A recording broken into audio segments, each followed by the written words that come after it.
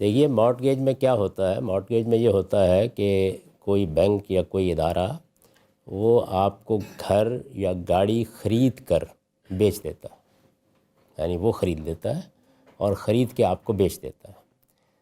تو جب کوئی چیز آپ کو دی جاتی ہے، چیز سے مراد کوئی یوزیبل چیز جس کو استعمال کیا جا سکتا ہے، اس کے وجود کو برقرار رکھ کے آپ اس کو یوز کر سکتے ہیں، استعمال کر سکتے ہیں، تو اس میں کبھی سود نہیں ہوتا۔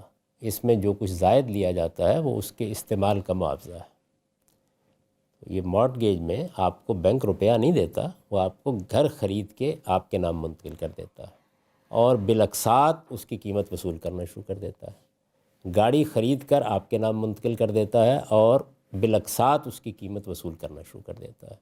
تو اس میں جو زائد آپ دیتے ہیں یہ ایسے ہی ہے جیسے آپ نے گھر کا کرایہ دے دیا، اس میں کوئی حرام یا حلال کا سوال نہیں ہے۔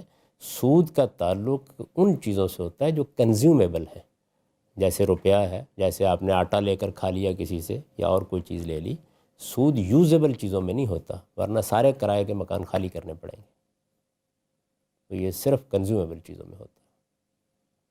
تو آپ اطمینان کے ساتھ گھر لیجئے اور آئندہ وہاں پہ اجتماع منعقد کیجیے۔ کوئی بھی چیز آپ جب لیں، چیز شے یعنی روپے کو چیز میں بدلا، خرید و فروخت کا معاہدہ کیا ہے بینک نے، وہ خرید و فروخت کا معاہدہ ہو سکتا ہے آسٹریلیا میں کچھ قابل اعتراض ہو، امریکہ میں ذرا بہتر ہو، پاکستان میں ذرا اور بہتر یا کہتر ہو، اس پہ گفتگو ہو سکتی ہے، لیکن اس میں سود کا کوئی سوال نہیں۔ سود ہمیشہ کنزیومیبل چیزوں میں ہوتا ہے۔